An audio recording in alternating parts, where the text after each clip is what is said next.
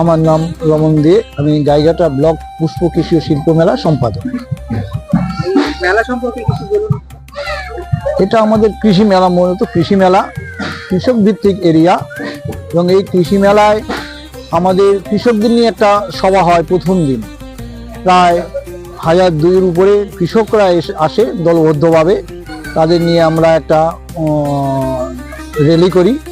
Rally করে এসে আমাদের এবার কৃষি বিশ্ববিদ্যালয়ের ভাইস চ্যান্সেলর উনি এসেছিলেন, আমাদের উদ্বোধন করলেন। এবং আমাদের মাননীয় মন্ত্রী সৌমেন্দ্র চট্টোপাধ্যায় আশা করছি উনি আসেননি, এছাড়া আরও অনেকে উপস্থিত ছিলেন। আমাদের কৃষির উপর নির্ভরশীল যেহেতু দেশ, এবং সেই জন্যই আমরা কৃষকদের নিয়ে এই মেলাটা করি। কত বছর ধরে এটা 24তম বছর চলছে। আপনি 24 বছর ধরে হ্যাঁ, আছি, 24 বছর ধরে আমি যুক্ত। সূত্রপাত সম্পর্কে এর সূত্রপাত সম্পর্কে এখানেও একটা বই মেলা হয়।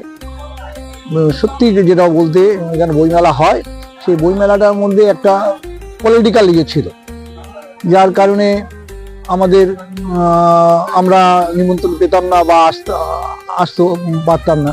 তখন দেখলাম আমরা বিকল্প হিসাবে আমাদের একটা কিছু করা দরকার। তখন আমরা এই কৃষি মেলার একটা পরিকল্পনা করি, এবং আমাদের মেন চিন্তাধারা যিনি করেছিলেন এবং মানে কৃষ্ণপদ ঘোষ, তিনি তখন সহসভাপতি ছিলেন পঞ্চায়েত সমিতির।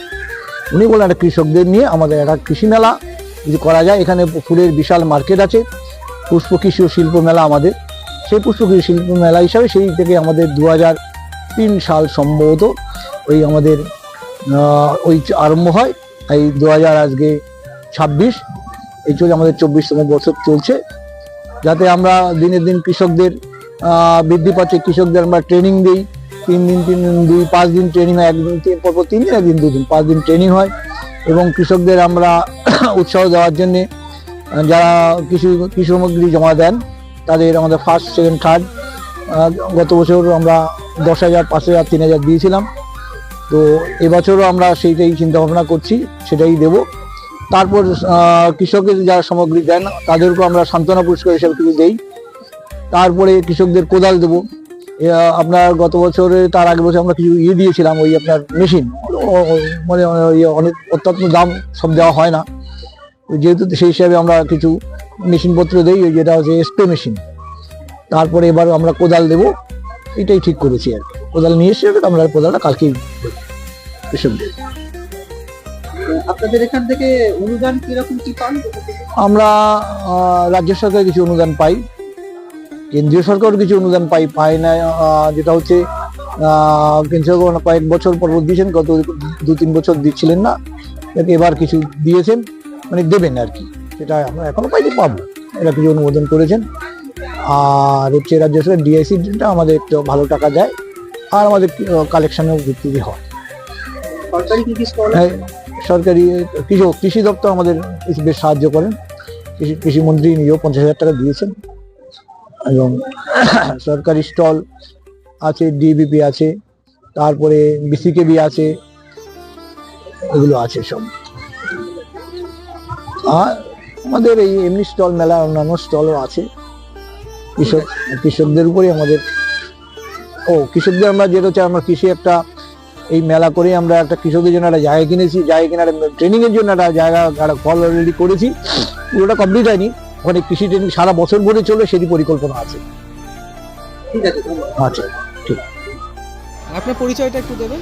আমার নাম বিপ্লব গাইন, আমি ঠাকুরনগরের বাসিন্দা, একজন সমাজসেবী। আর এখানে তো কৃষি মেলা হয়েছে শুনলাম, তো সেটা সম্পর্কে একটুখানি কিছু বলুন। এটা এবার 2026 সালে আপনার আগামী 19 তারিখ কৃষি মেলা আমাদের শেষ দিন, 24তম বর্ষ এবার পূর্তি হলো।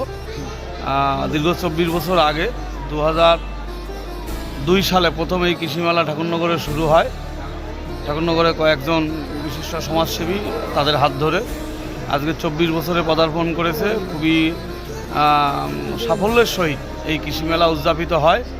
প্রচুর ফুল, কৃষকদের প্রশিক্ষণ, ফুল ফলের প্রশিক্ষণ, চাষ, ঠাকুরনগরটা ফুলের চাষ এবং সবজি এবং আখ, এজন্য পশ্চিমবঙ্গের মধ্যে একটা বিখ্যাত জায়গা দখল করে। সেই চাষেরও এখানে প্রশিক্ষণ দেওয়া হয়।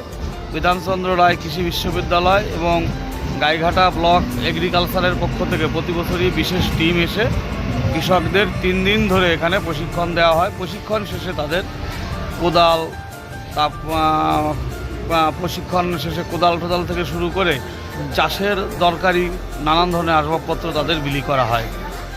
আচ্ছা, আপনি তো ওই মানে শোভাযাত্রার সময় ছিলেন উদ্বোধনের দিন, হ্যাঁ, আমি সেটা সম্পর্কে একটু বলুন। আমি প্রতি বছরই থাকি, এবারও ছিলাম।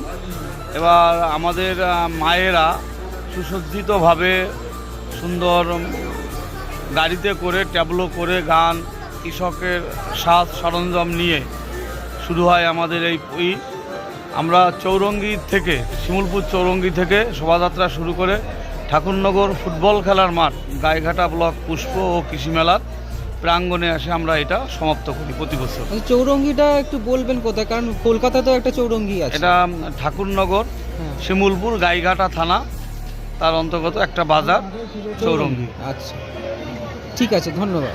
ধন্যবাদ আপনাকে।